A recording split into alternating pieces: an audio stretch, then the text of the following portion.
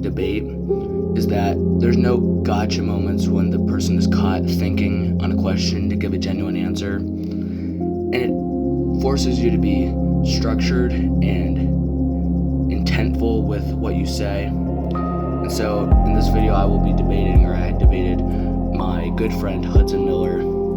His Substack will be linked in the description. His opening claim is, truth is created by lived and shared experiences across societies. It is constructed based off those experiences.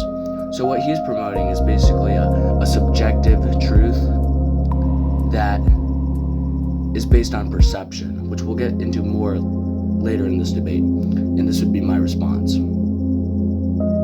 So in a society of pagans that believe the sun is a divine being that blesses them with its warmth, that makes it true? Or when people believe the gorilla was a myth, was it not truly there? That's not the greatest point I could have brought up, but I try to hit home the point that perception of truth does not equate to that truth being legitimate.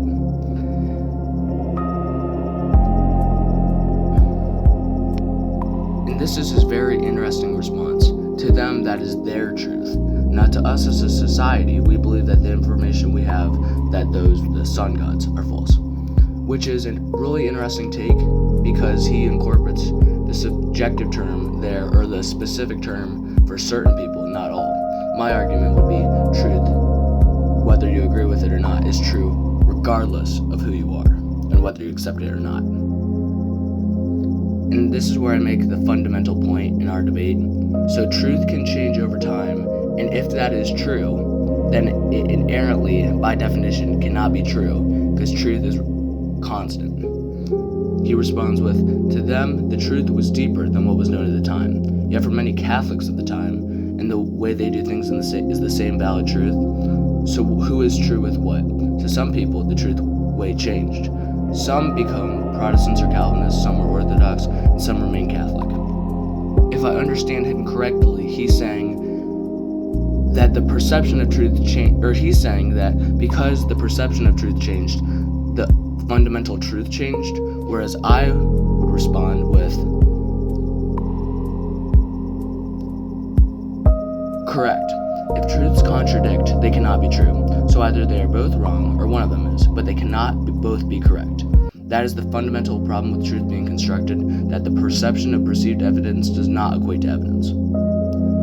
Then he brings up false convicts, and I respond with, the truth cannot change over time, but our perception of truth can. That's what I want to hit home for this whole argument. According to the law, a person may be guilty. However, a person could be in the wrong place at the wrong time, or unjustly tried and found guilty. Is it not that the evidence may say this is true, as if they were guilty, when in fact they very well could be instead be innocent? And there are plenty of examples in modern society. My rebuttal stays the same. Just because he was perceived as guilty does not mean he committed the act. It means the perception of what he did was false. And because once they discovered that to be false, they discovered that he did not commit the act, which was true all along. Yes, there are examples. They perceived the evidence to support the argument of an illegal act, but the perceived evidence does not mean it was truly committed. The person was falsely convicted because it wasn't true. The wording of your question is a contradiction to your claim. Yet in the eyes of the law it was true, then the truth changed, is his point. But the eyes of the law aren't based on fundamental truth. They're based on the evidence presented in a certain case. And then I bring up, that's why I propose truth is impossible to know with certainty, as I'm an objective truthist. But within the eyes of the law, beyond reasonable doubt is enough. The evidence presented was beyond reasonable doubt. It didn't change. The perception of truth changed. It was always true. He was actually innocent. He was just perceived as guilty. This is where the phrase, absence of evidence is not evidence for absence. However, contrary to that, think about this. Were the Nazis wrong? And disclaimer, my friend is not a Nazi. He is simply trying to give an example to prove his point. So, now that that is set in stone and clear, we can move on. And I want to be sure to not get caught in a trap, so I specify and ask a clarifying question. Wrong in what way? I would say, based on my moral and ethical beliefs, that it is impossible to know what the objective moral code is. As a Christian that uses the Bible as the ultimate source of morality, I would say they were immoral to commit mass genocides.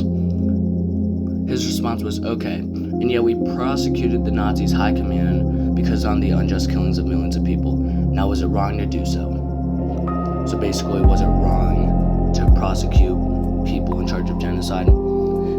So I did respond. It was immoral to prosecute the people that assisted in the execution of mass genocide. I must assume so, but if you are getting at lack of evidence, then that might be unjust. I'm not very familiar with the Nuremberg trials, so I didn't know the substantial amount of evidence, and I didn't know if he was going to go in that direction based on the false conviction argument made prior. He then questions me with, was it wrong from the Nazis' perspective to do many of the things they did? According to their society and doctrine, it was the truth that was simply destined for the Germanic race to take over. Just because they, the Nazis, think something doesn't make it right. If the society believes they are dogs when they are biologically not, they do not become dogs. That is a faulty argument. Just because you think you are something doesn't make you something. And yet people, including ourselves, always believe we have the truth, that our information is superior and correct. I respond with, we never know for sure. We are ignorant, which is Hudson brings up a good point in philosophy. How do we know what we believe right now is true? And we don't. We have to use the evidence we have access to formulate an opinion. Yet you believe wholeheartedly in your faith, correct? You also believe that the Republicans are on the right side politically, correct?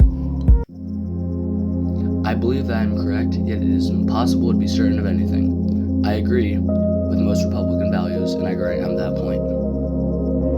So your truth, the truth I so hard debate, could very well be wrong. The truth that is created and shaped by the experiences of yourself and the others around you. And I also agree. Our independent truths are shaped based on the evidence and beliefs we hold and are constructed and fit into a society one way or another. Had you not been raised in a Christian household, I'm sure your beliefs and what you would hold to be true would be much different. The point being, the truth you yourself that you hold so dear was constructed and influenced by those around you. And I respond with, I disagree a lot with those who raised me. The evidence that has been presented to me makes me Christian. And if something wasn't presented, that evidence, that they may not be. But the acceptance of a belief doesn't make that thing false. If Christianity is false, then I am wrong. Just because I believe something doesn't make it true. Vice versa. The perception of truth may have been influenced, but truth is never influenced. It is true. He believes truth can't be influenced. And that's where the fundamental disagreement is, and I would agree.